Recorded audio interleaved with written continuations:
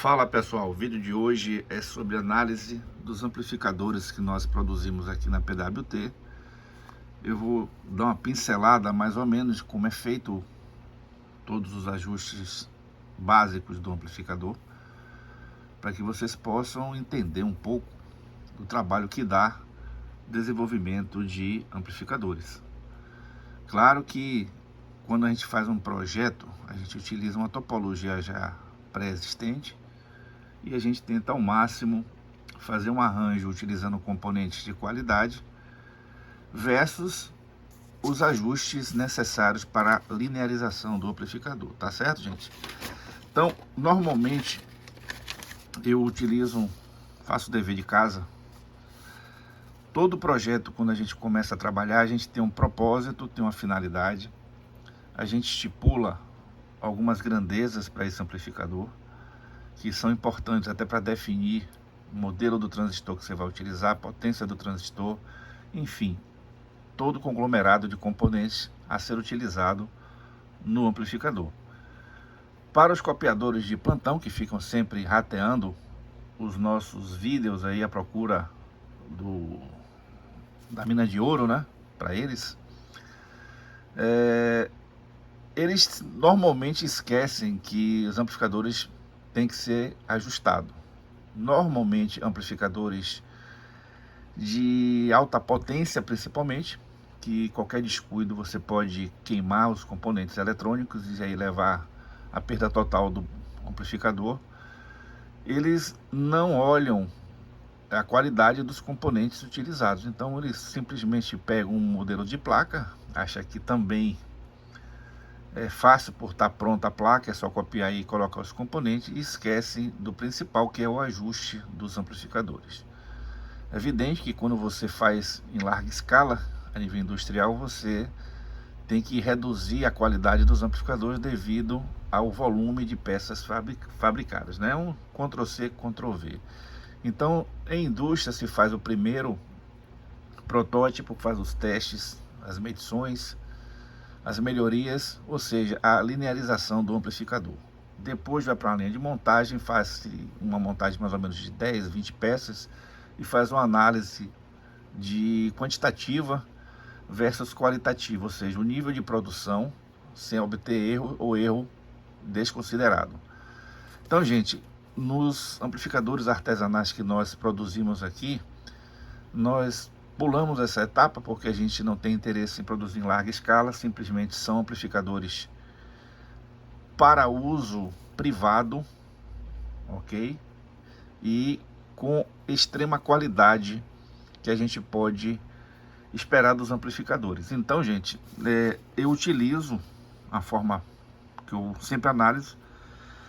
Quando você pega um projeto, uma topologia, você monta o esqueleto do amplificador e vai fazendo os ajustes, normalmente no Multisim, né, e outros programas que fazem a depuração, né, que é a simulação do circuito, para você ter uma ideia de quanto vai estar o amplificador quando ele estiver pronto. Claro que é uma informação não tanto precisa por causa dos componentes eletrônicos. Observe que os componentes utilizados no Multisim e em outros simuladores, eles têm o nível ideal. Então, às vezes, a gente se depara com esse problema, mas no fundo, a depuração ocorre quando o amplificador está montado efetivamente na sua placa e ocorre os problemas que a gente vai fazer, as intercorrências que a gente vai tratar de forma singular. Então, como é feita? Primeiro a gente faz uma análise de malha aberta, é uma análise que vai lhe dar os rumos do seu projeto, e depois a gente vai começar a fazer as depurações em malha fechada, né? Ou seja, com realimentação. Lembrando que quando você faz uma análise de malha aberta, a gente tem que ter cuidados, porque o nível, o ganho é muito alto em relação ao o sinal de entrada, então você tem que ter cuidado para poder você não danificar determinadas etapas. Eu sugiro fazer isso em pequenas proporções, para que você tenha uma definição do circuito e possa analisar os efeitos em malha aberta. Logo após você ter um número já pré-estabelecido, a dinâmica do amplificador, a largura de banda que a gente vai começar a trabalhar para melhorar a qualidade do amplificador, nós operamos o circuito já em malha fechada, ou seja, com realimentação. Então, o circuito de realimentação tem um ganho muito menor do que o malha aberta, porém, você começa a ter melhorias na qualidade da amplificação, ok? Então, vamos passar agora para vocês o início, a análise de malha aberta, o que é feita, né, como é feito, e por que eu normalmente inicializo os projetos, análise de projeto em malha aberta. Depois que eu passar pela criva aí da malha aberta, eu vou para a malha fechada, onde eu tenho a realimentação, que eu calculo o ganho, calculo o ganho de frequência, uma série de variações que o amplificador pode produzir. Então, a gente se depara, gente, com um cenário bem próximo aqui, tá? Primeiro, um amplificador, ele sem ser inversor, ele sendo inversor. Então, a diferença é que um inverte e o outro não inverte o sinal, ok? Outro detalhe interessante é que você possa linearizar esses circuitos, tanto da forma não inversora e inversora, e observar sempre o ganho de malha aberta em ambos os casos, ok? Então, como é que eu faço essa análise? Normalmente a gente injeta um sinal e a gente consegue verificar na saída do amplificador qual o ganho que nós tivemos. Ganho de tensão, tem um ganho de corrente. Então, existem parâmetros a serem verificados nessa etapa. Normalmente a gente busca num amplificador de áudio, certo? Uma frequência partindo de 20 Hz a 20 kHz. Tem uma curva linear aqui, tá? Essa linearidade aqui é que é buscada aqui em amplificadores. Só que a gente não pode esquecer essa outra aqui, que são os harmônicos do amplificador, ok? Então você vê aqui uma frequência de terceira harmônica em 10 kHz, você vai ter aí 30 kHz aí na sua visualização. Então esse sinal aqui, que é o sinal de amplitude, né, a tensão na saída, ele tende a degradar de acordo com o aumento da frequência injetada na entrada do amplificador. Então, gente, essa é a parte de linearização que a gente chama de etapas, tá? Isso é feito no par diferencial, isso é feito no VAS, uma série de outras etapas que são inseridas no amplificador para que você possa linearizar ele. Então, a linearização praticamente nas duas etapas iniciais, na etapa de entrada, né, e na etapa de amplificador de tensão. Observe que o grau de linearização reverte no amplificador de alto desempenho. Outros testes que nós realizamos, que são bastante interessantes, é a nossa PSRR, né, que é a rejeição da fonte de alimentação. Ou seja, se você tiver uma fonte com baixa capacitância, isso vai prejudicar o amplificador, porque você vai começar a perceber o ruído de 60 ou 50 Hz, a depender da frequência da sua rede local.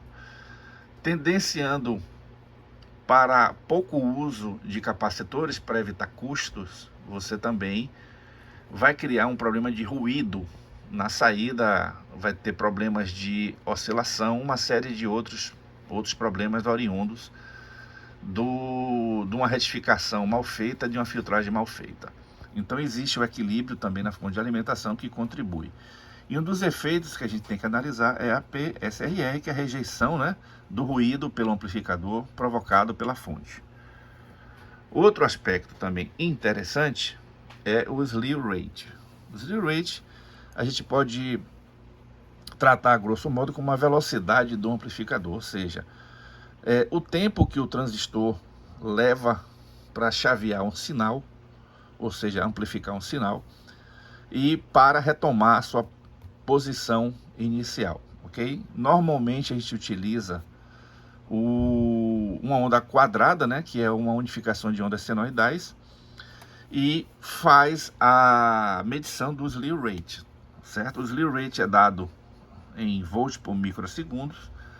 Ela é uma relação da variação da tensão pela variação do tempo. Então, é muito peculiar em projetos fazer essa análise que vai determinar a escolha, inclusive, do transistor de saída, ok? Então, o que reflete o slew rate em um amplificador, tá? Então, o slew rate é a capacidade que um amplificador tem de operar com grandes variações de sinais por um determinado tempo, ok? Outro aspecto a ser verificado também é o setting time, que é o tempo de acomodação. Significa o quê? Vamos supor que você tem uma determinada frequência, ela muda o transitório dela, então é a capacidade que um amplificador tem de se acomodar em seu funcionamento. Ou seja, se ele estiver amplificando um sinal de 1 kHz, normalmente você vê o uso contínuo, você observa que até estabilizar você leva determinado tempo, e esse tempo é o setting time. Mas, para finalizar, para não se tornar muito massivo essa videoaula aqui, é o ganho de banda, tá? O ganho de banda é o maior nível de tensão que eu consigo ter no amplificador, mantendo as características de qualidade do amplificador, tá certo? Ou seja, se eu tiver uma largura de banda muito alta, então, consequentemente, eu vou tender a reduzir o meu ganho para ter uma estabilidade durante essa faixa de frequência, ok? E normalmente, quando a gente coloca muita compensação e você tem um NFB mal calibrado, você tem problema de estabilidade. Então, o amplificador vai tender a oscilar. Então, gente, isso aqui só é um pouquinho só do nosso trabalho quando a gente começa a fazer a depuração do amplificador para comercializá-lo para vocês. Então, toda a placa de amplificador que eu monto aqui, eu faço os testes baseado nessa iniciativa aqui, que eu utilizo medidor de distorção, eu meço a rejeição da fonte, tudo isso para que a gente tenha uma estabilidade e tenha uma integridade com aqueles componentes que nós escolhemos para montar os nossos amplificadores. Então, isso é um diferencial muito importante que vocês devem levar em consideração na hora de adquirir um amplificador para vocês terem em casa e ouvir som de qualidade. Então é isso aí, pessoal. Aquele abraço para vocês. Espero que tenham gostado desse vídeo. E deixando nos comentários aí, se for necessário, eu posso tentar resolver para vocês, dando a resposta que vocês possam entender. Beleza, pessoal? Aquele abraço. Fiquem com Deus e até a próxima.